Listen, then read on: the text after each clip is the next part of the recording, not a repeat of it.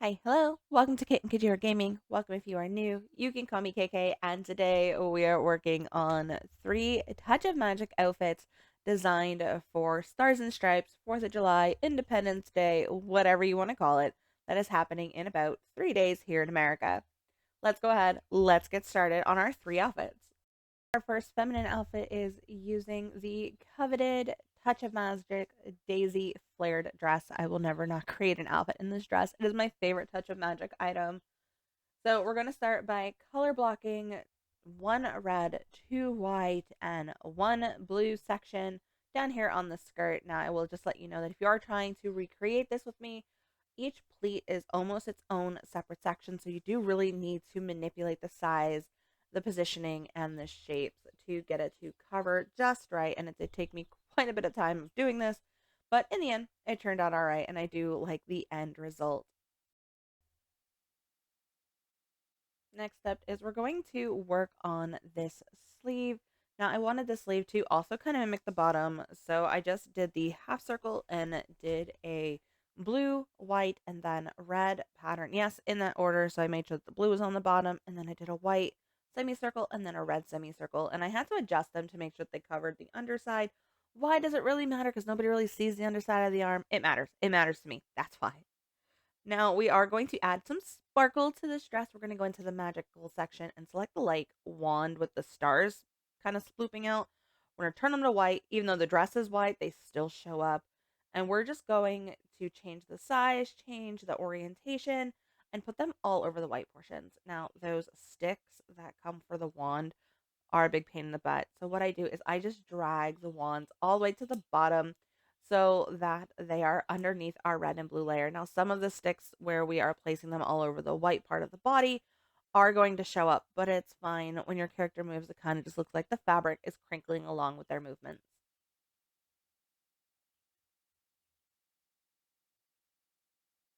Now, to really Americanize this, we are going to take the solid star, turn it white, and on both the red and blue portion of the skirt, we're just going to do various sizes all over them to kind of resemble the stars and stripes. We're going back with that magical wand that we did in the bottom white portions, and now we're going to do it for the bodice. This one was a little bit trickier just because I'm trying really, really hard not to make the stars uniform and to hide those sticks as much as possible. But even though it is a white motif on a white touch of magic, it doesn't blend in. You do see me changing the colors here as I'm repositioning everything, and it's really just so that I can see where I'm putting things because the light overhead does kind of hide where I am putting these motifs, but otherwise they all get changed to white. So I do need to make sure that my back and the back portion of my skirt are, of course, glittery as well. So we're just going to repeat it on the back.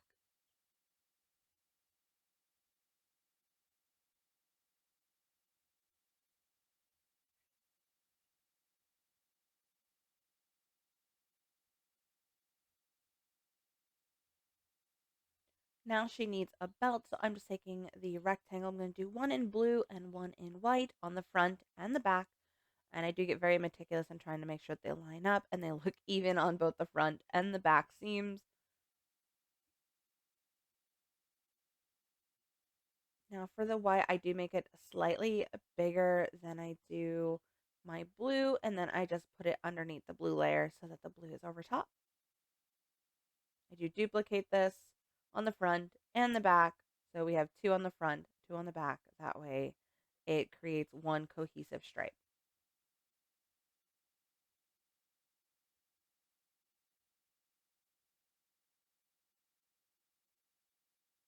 We're going to go back in and we're going to do the open centered star, make it red, and they're kind of going to look like belt buckles. We're just going to put two because now I am officially out of layers.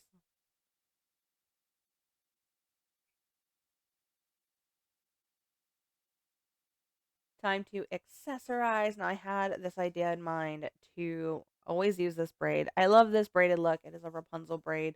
I think the flowers just kind of add to almost like the elegance of it, and they also still have the red, white, and blue coloring in them. Change my blush just to go straight across the cheeks.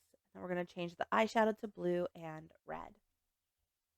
The lips I did have a little bit of a problem with. I couldn't decide what color I wanted. So you're just going to sit here and watch my indecisiveness on what color I selected.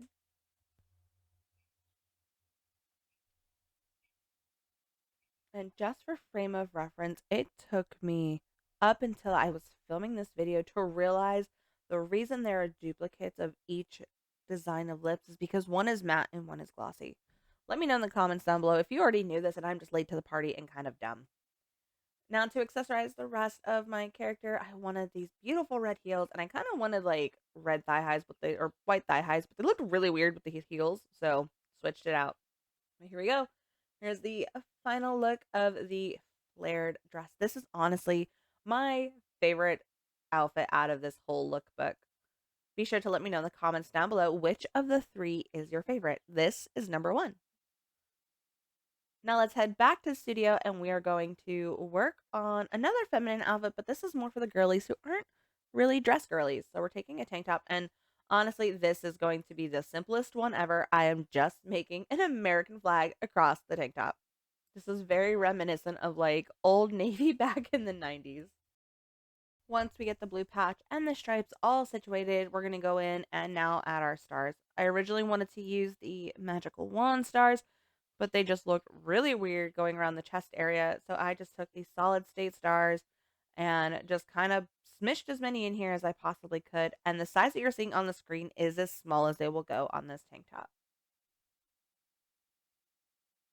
There we go. Now it's time to accessorize. And after I changed the shorts from the high-waisted shorts to these blue jean shorts, I did realize that there was more of the tank top to decorate. So I just went in, added that bottom row of stripes, and just continued accessorizing. There we go. Now she's perfect. So we have the blue denim shorts, and then I went with some thigh highs, and I kept changing up the shoes. I didn't know if I wanted red, but I think I ended up deciding on these white and blue sneakers and red thigh highs instead.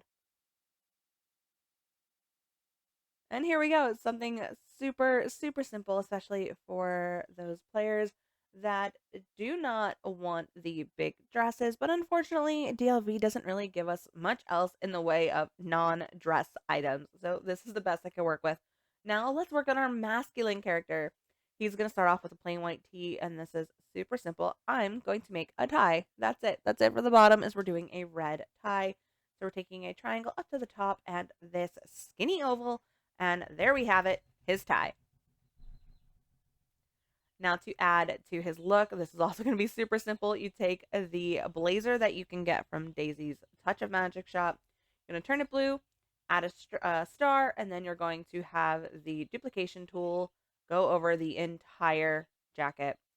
We're going to put on the jacket pockets and the buttons. We're just going to make them red. And honestly, this is very, very similar to an outfit I have legitimately seen one of my best friends wear on 4th of July. So this is kind of a nod to him wherever he is at in this world right now. Now, I did not like that the cuffs at the bottom of the jacket were also blue with like little hints of the stars, and I wanted to brighten it up a little bit. So I just took some white rectangles and put white rectangles around the cuffs.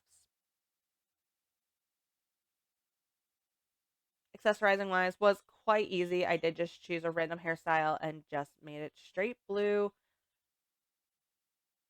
Gave him some freckles as if he was in the sun. I kind of wanted a beard, but it looked weird, so I decided against it. But I did give him some freckles, and he has some red pants, and we have some blue and white sneakers.